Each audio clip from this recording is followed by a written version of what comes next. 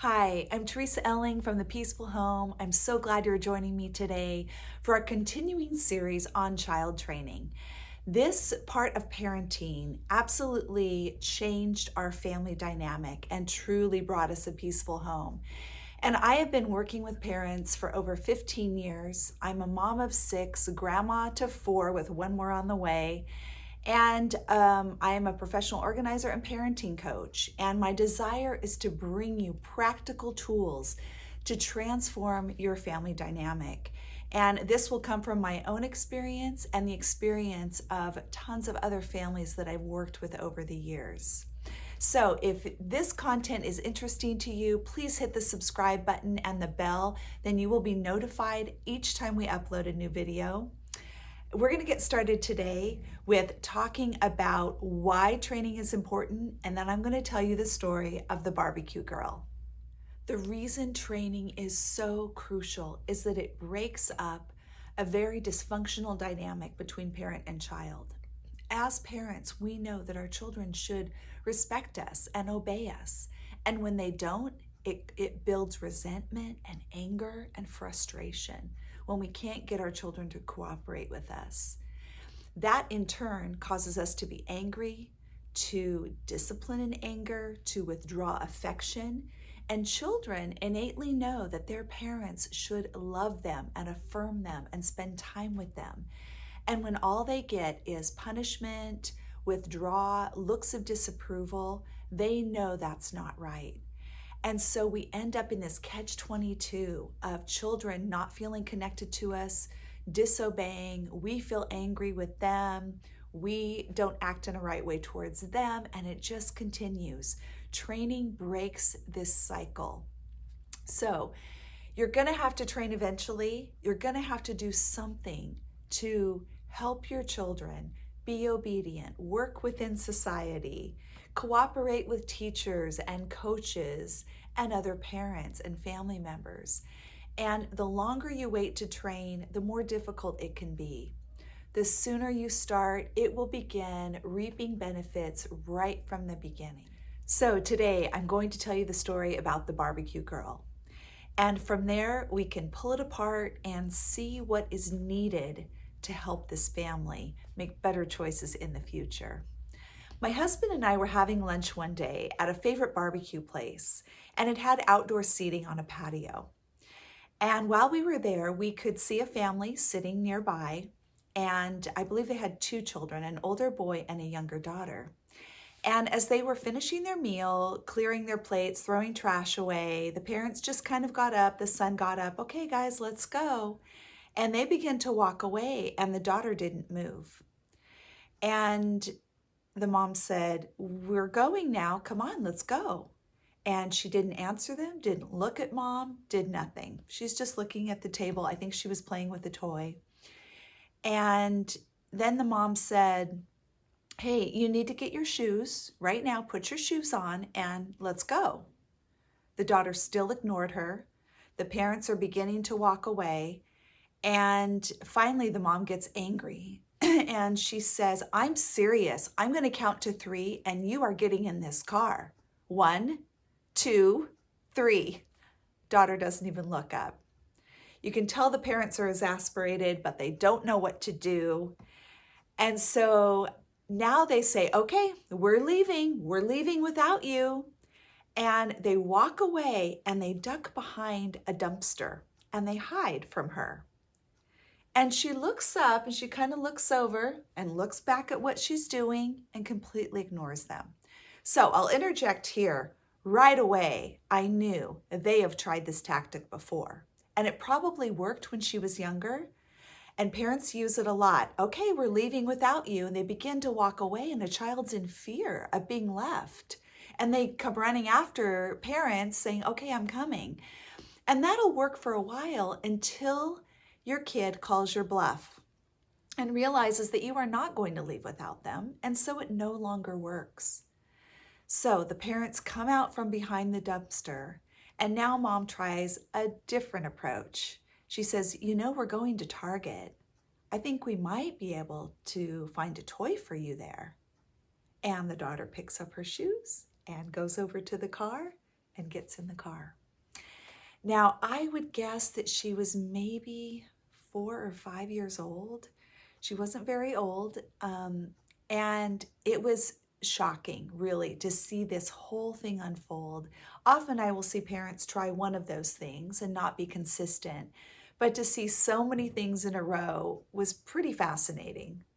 So if this was a client coming to me with this scenario, here's what happened, and we had no idea what to do. We don't know how to get her to leave places when it's time to go. Here's the approach I would take with this family. First of all, they need to do intentional training. So that means when they go home, separate from this incident, they need to set up a training session. They need to talk to their daughter and they need to say, okay, Susie, do you remember when you wouldn't come when we were leaving from the restaurant? We need to change that. We need to know that you will always come when we call you and that when it's time to go, you leave with a good attitude. So we're going to talk this through, and you take the steps to talk through exactly what you expect, one step at a time. And then you let her know, we're going to try this right now. We're going to practice it. So let's imagine that we have gone to dinner and it's time for us to go. Mom and Dad are going to say at one time, Susie, it's time to go now. And you need to answer us, yes, Mom, yes, Dad, whoever's speaking, and you need to come. And so you would practice that with your child several times, make sure they understand it. I would practice throughout the day. Part of it is the original come here training that you are implementing. But even more than that, you are adding on having a good attitude when it's time to leave somewhere. Now, this comes into play when you have to leave the park. You have to leave a friend's house. You have to leave anywhere where the child is really enjoying themselves and they don't want to go. And first of all, have some compassion. I remember someone saying that for a 3-year-old, leaving the park may be the worst thing that has ever happened in their entire life. And that is so true. It doesn't seem that important to us, but for a child, leaving the park is horrible. It's a traumatic event. So we do need to have compassion on our children. I do believe in giving warnings. If the intention is to truly give them a warning and not repeat it over and over and over, trying to get them to obey. Everyone wants a heads up when it's time to go. If you were at Disneyland and a worker just came up to you and said, I'm sorry, it's time for you to leave the park now. And you're thinking, but we wanted to go on this one last ride and we still wanted to get frozen lemonade and whatever it is, you would be so disappointed that you didn't get those last things in. Our children are no different. Give them a chance. Call them to come, first of all. Susie, come here, please, while you're at the park. And when she comes, say, okay, you have 5 minutes before we go. And remember, I want you to leave with a good attitude and come when I call you. But what else do you want to do before we go? Let them go. Slide one more time of you pushing them on the swing, whatever it is they want to do. And then call them. It's time to go, Susie, let's go. If she doesn't come right away with a good attitude, I would go over to her and say, do you remember we talked about this? Do you want to try again? Because they're just learning. And if she says yes, then say, okay, it's time to go. Let's go. And if she changes her attitude and comes, awesome, that's great. If she doesn't, I wouldn't push it with your child. You can't manhandle them. Now, if it's a 2 or 3-year-old, you might just scoop them up and say, well, we have to go now. And you get them in the car and you get home and you wait until later to say, do you remember at the park when you did not come when I called you? Now there has to be a consequence. So this means X, Y, and Z. No screen time, going to bed early, whatever the consequence is. But there needs to be something where they realize you're backing up what you said, that you meant what you said. And if they don't choose to come, there will be a consequence. So this is the part of training, intentional training, where you are practicing and reviewing what you expect of your child. The next time you get in the car to go somewhere, say you're going to grandparents' house, You talk about it on the drive over. Okay, guys, remember today that when dad says it's time to go, what are we going to do? And they should be able to answer you and say, we'll say yes, dad, and we'll come with a good attitude. Okay, awesome, guys. I know you can do it. Now, it may take a little while, but if you're consistent and you practice and you review in the car as you're on your way to somewhere special, and you follow up if they don't come with a good attitude, this will make such a difference, a huge difference. I've seen parents struggle so much trying to get their child to leave a friend's house, for example, to the point of where it's just embarrassing and you have to either bribe your child or, threaten them or do something to get them to come. Training is a much better way to go. Going back to the barbecue girl, we're going to talk about negative training. So yes, you want to do intentional training, but you have to pay attention to how you have already negatively trained. These parents trained this girl to act that way, and she did exactly what they trained her to do. Now, the reason this was a problem, the main reason, is they repeated their commands. Now, they might have used different tactics, the threat, the we're going to leave you, the reward, a bribe in this case. They tried different things, but basically they're repeating the same command over and over in a different way, trying to get compliance. That is negative training because you're not backing up your words. Two of the main aspects of negative training are giving a negative reward to a positive behavior and a positive reward to a negative behavior.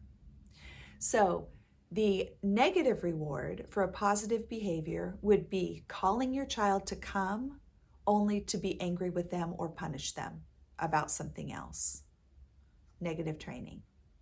And then in this case, a negative response, the daughter did not obey, she did not come after multiple times, then they rewarded her with something at target. So that is negative training. Why should she come the first, second, third time if she knows eventually her parents will offer something she wants? She's going to hold out. So they've actually negatively trained her to act this way. But it can be reversed. It can be changed. I've seen parents turn this around in a week. And if you're consistent and you follow up after that, it will completely change going out in public, going to friends' houses. And when you have to ask your child to leave somewhere that's very special to them, they are much more likely to comply and have a good attitude. Another really great logical consequence for a child not leaving with a good attitude is to not allow them that experience again. So for example, let's say you're at a friend's house, they have a really bad attitude, it's just terrible trying to get them to leave, even after you've done training. You get in the car, you need to wait till your child is calm before you give any instruction, any type of lecture, any punishment or consequence. When your child is upset, they can't even take in information in any sort of logical way. You have to wait until they've calmed down and you're removed from that circumstance. So wait until you get home. Wait till you're tucking your child in bed. And you might say, when we were at Billy's house today, you had a really hard time leaving with a good attitude. I know. Well, do you know what that means? No. We were supposed to go to Billy's house again this week, and we're not going to be able to go because I need to trust that you will say yes, Mom, and come, and that we can leave with a good attitude. And if I can't trust that, then we can't go to special places. It's amazing how much a child can understand this and feel the weight of their choices. Now, after that, then you can say, hey, I know we had a time where we weren't able to go to Billy's, but I think we could try it this week. What do you think? And you're really getting your child on board. Do you think you can do this? Do you think you can leave with a good attitude when Mom says it's time? And if they say yes, then have full confidence in them that they can do it. Even if it's a disaster, repeat all of those steps, practicing at home, having a consequence for their bad behavior that you talk about later, and then giving them another chance and believing in them. I have seen this work over and over and over again. And it got to a point where I could take any of my children anywhere, and even the funnest, most exciting place, they would maybe reluctantly, but willing to leave with a good attitude. The other thing that you can intentionally train is that when you're in someone else's home and you're leaving, you find your host and you thank them. I did this with my children, and it's really sad how much of basic manners has just been forgotten about in our society. But I trained my children, okay, we are leaving our friend's house. You are going, it's time to go. Okay, coming, mom. And then you would train them to go and say, oh, Mrs. Garcia, thank you so much for having us today. Goodbye. Just thanking your host or hostess. You can start this when they're little, model it and train for it. And your experience in other people's homes or at the park or anywhere you may go will be so much more pleasant, and you will enjoy your time with your child so much more. So, leave me a comment if you have any parenting scenarios where you are stuck and you don't know what to do. I would love to address those things in a future video.